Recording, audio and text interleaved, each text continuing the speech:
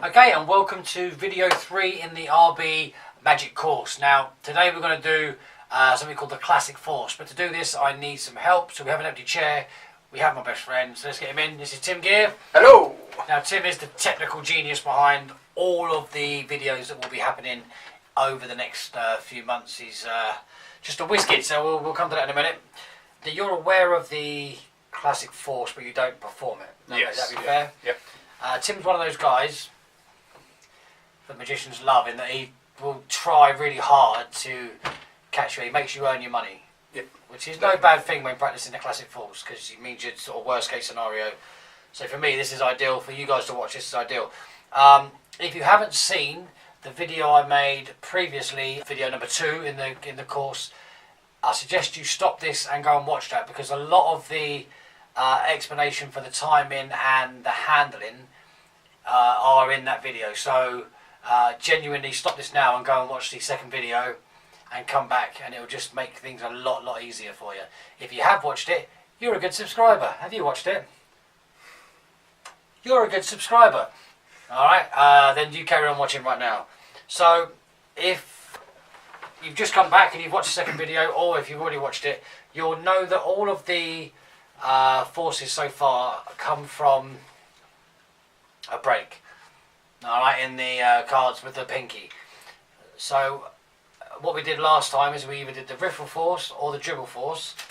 The Classic Force is very similar to the dribble force in timing and execution. It's just you're going to go horizontally with the selection process rather than vertically like this. Alright. We are going to do an over-the-shoulder point of view from the magician's angle and from the spectator's angle in a second. So don't worry if you can't see the ins and outs of what I'm doing here. Just wanted to see like an overview. Alright, so let's work on the timing. So if we get a card, so I get it peaked here, 10 of spades, shuffle it to the top, slip it into the middle. The timing is sort of this. Just grab one out for me. So that'll be Tim taking the 10 of spades. Now what I'm doing, I'm trying to watch as his hand comes in, obviously, and react. But what I don't want to do is go really slowly and then speed up. You've got to try and keep a sort of uniform spread. So just go in again, take one out. By the way, you'll see Tim's face get more and more angry the more this hits, because he hates it when I do this, right? So let's look at that in a bit more detail. So I'm slipping that card into the middle as per the second video. These are going on top. Now what's important here for this kind of far away shot is it's all about my body language, my attitude towards Tim taking the card. And I use the casual language which we did before, and I make out like I don't give a damn which one you take. And I'm hoping that's how it sort of comes across. Yeah, I mean, like just it does, one, yeah. Just grab one it out. seems quite sloppy and like Sloppy on purpose. That's actually a good way of describing. So I'm just gonna. I've got this many cards. Again, we'll do a close up in a second. I've got about half the deck. So my force card is just under my pinky, half the way down. So I try and sort of turn everything else away from Tim, except for my hands. I'm not going to do this because it's just weird. But just in general, I'm not doing this, and it becomes quite like in your personal space, confrontational. Yeah. I want to sort of lean back, but just put my hands forward and just be like, yeah, grab one. So now he's going to come in. You'll see in a close up in a second. At this point, I'm just over halfway through my spread. Now, when I spread, I move the cards really quickly, and I'm hoping you get that feeling of, oh shit, I don't know where to grab. It's not like it's you really can hard. kind of You go end in up there grabbing because 7 or 8. yeah. So I go really fast, and then when he comes in, I stop on the 1, and then I keep spreading the rest. So essentially, the card that's being forced doesn't move. All these cards move to the left, then that stays still, and the rest all move to the right. So everything else is moving, apart from the one I wanted to pick. So you get a visual aid in terms of the one he wants to choose, and also the timing. The timing is very similar to say stop. Stop. Very similar to that, except I'm not going to ask him to say stop. I'm going to ask him to touch a card. So that is the essential move. If you've seen the dribble force, it's so similar. You've got that kind of 2 beat. Pick one out, 1, 2, as they reach over and grab on 3. So that's your timing. This is not something you can really teach because there's no real handling. You're just spreading the cards out. Yeah. But all you're doing is it's all the timing. It's down to getting used to how the cards run. Yep. And when you need to be forcing the card, because it is, as you say, the 3 beats of 1, 2, pick. Yeah, if I said grab one, that's much earlier than I'd expect. People, yeah. So if that's the case, if you find that people are taking them too quickly. But then at the same time, I'm in front of you now, expecting to. So exactly. So I'd leave a bit more space between you and the spectator, and start the thing here. Do you see what I mean? So you're actually going, do me a favour, just take one out. And by the time the cards get over there, it allows you to get to where you need to be. You can also adjust the distance. What's on top of the middle? Yeah, you can adjust the distance between yourself and the spectator. If you're right here, there's going to be almost no time before they grab. Yeah, so my thing was way down here, right? So just bring yourself back a little bit. Give yourself time to spread as you're going forward. They can't take anything now, too far away. So their hand will come up as you come in. It gives you much more time to get to that point at the same time. So from here, your hands are down, you're talking. I just say, yeah, grab one out, and as I come forward, it gives me a lot more time. So that's kind of a nice way as well. If you find that they're coming in too early every time, you don't want to try and put the card, like 9th card down, that's not going to work. So just give yourself a little bit more distance between. And do you feel when you're taking the card out that the cards are pausing at all, or is it just feel like the cards are... No, it feels like they're just a constant flow. Yeah, kind of like a river, like... Yeah, so you just you're grab going to fish. grab it as soon as you can. So as soon as there's an opportunity, really. That's what you really want to aim towards, exactly what Tim said there. So as a spectator looking, you want them to feel like the cards were just going by and they went, that one. Rather than them going by and then it stopping and you leaving a massive gap like this. You know, you don't want that. But we'll show you in the close-up all the intricate bits. Try really hard to relax. Keep enough distance between yourself that you can get through some of the spread before you get there. Don't do this, obviously. Pick a card every time you do it. You just want to give yourself enough time that by the time they come in, you're already spreading. Yeah, you don't want to be doing here, pick a card, because they're going to go too soon. Yeah, I'm way down here on that. So don't offer your arms out and then start spreading. Start spreading as you offer your arm out, and then it will be in the right place. Give yourself space, and I promise you, the more you relax, the more you'll annoy people like Tim, because they're going to get it every time. It's true, he hates it. Let's do the close-up. Let's do it. Okay, so let's look at the movements behind the classic force. Remember, we've got to do it the same way as the first video, so I tend to just be shuffling between tricks. You can either look down and look at the bottom card and then run them up, so that will end up being the top card, or you can just sort of have a quick peek at the top card as you're squaring up the deck. Either way, as long as you know what the top card is. So yeah, now you've got the card on top, whether you've peeked it or whether you pick the bottom and run it to the top, either way. It's just something you're doing casually while you're shuffling. Then you're going to take the card and slip it into the middle and put this back on with the break at the back.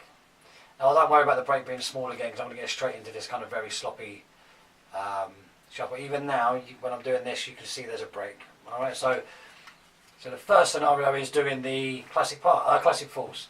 So do me a favour, Tim, just reach in. So notice I've gone this far before I gave any instruction.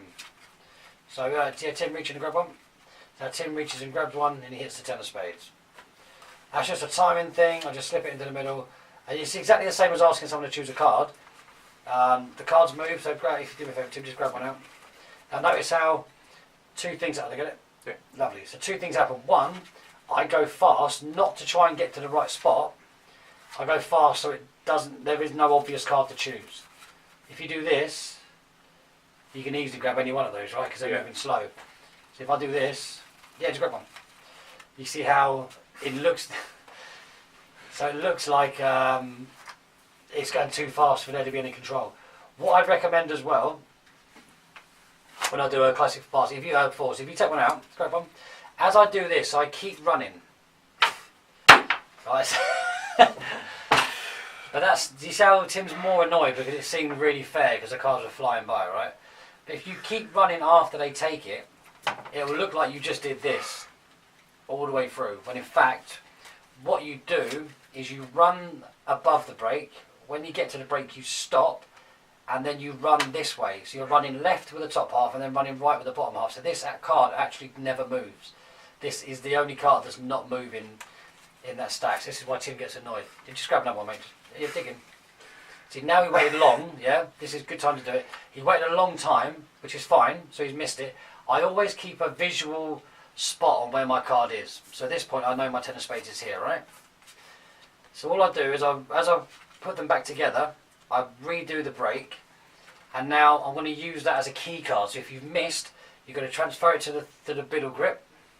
So you've got your thumb break at the back, and I'm going to do exactly the same way you force a card, but I'm going to force this position. Okay, so I'm going to use that as a key card. So just say stop, Stop. chuck it in, and these go back on. All fair and square, and all I need to know now is that his card with the ace of clubs, because it's next to what was originally going to be my force card, now becomes a key card. It's the one next to it. So obviously with face up, it's going to be the one on top of their card. Or, Underneath. yeah, so it's their card will be underneath the key card, if you know what I mean. So, alright, so it'll be the one underneath. But what's really nice about that is just... Okay, so Tim's taken the card, but I've managed to... Actually, do it from the beginning. Okay, so the last scenario is that the card is... Let's say we go with the 10 of spades again. The card you're trying to force, you miss. Alright, so you come in here, you go forwards. So you've missed it like before. Now, obviously you'd use the key card method, but let's say, as he misses it, your finger just comes out of that gap and you lose the break. Happens from time to time. What you need now is another control where you can just have the card put back in and not look like you're worried too much about it, because you want to be able to just sort of adapt to whatever happens.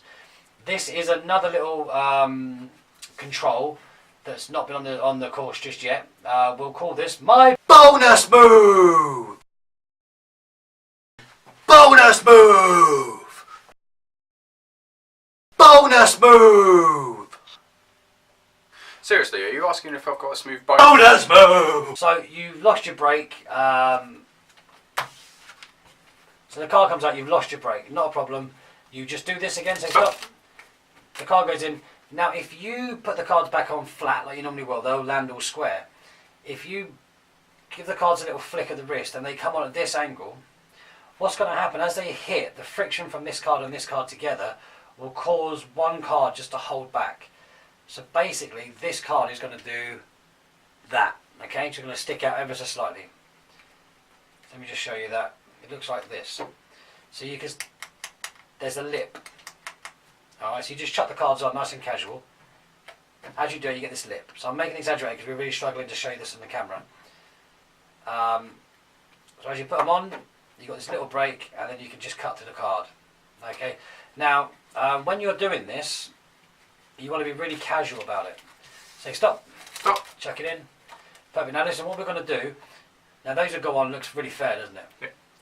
I don't know if the camera can see, but you can see, Tim. I mean, how much sticking out? Probably 2 mil. 3 Yeah, mil? 2.5 mils. Yeah, not a lot at all.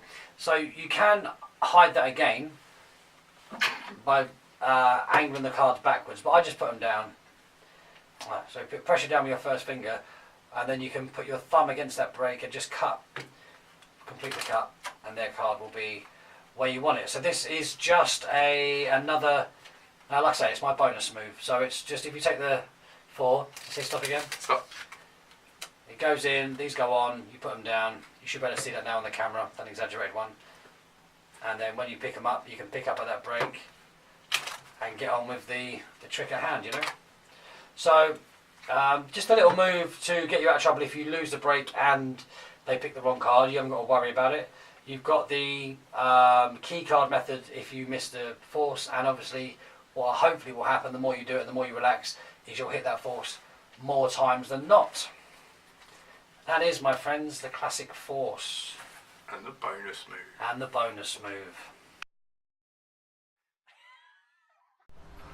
Thanks for watching my video, guys. Don't forget to like, subscribe and comment below. I love reading your comments. If you want to help the channel grow and get yourself some exclusive content, the Patreon link is right here. And don't forget to follow me on Instagram right here. Big love, guys. Peace out.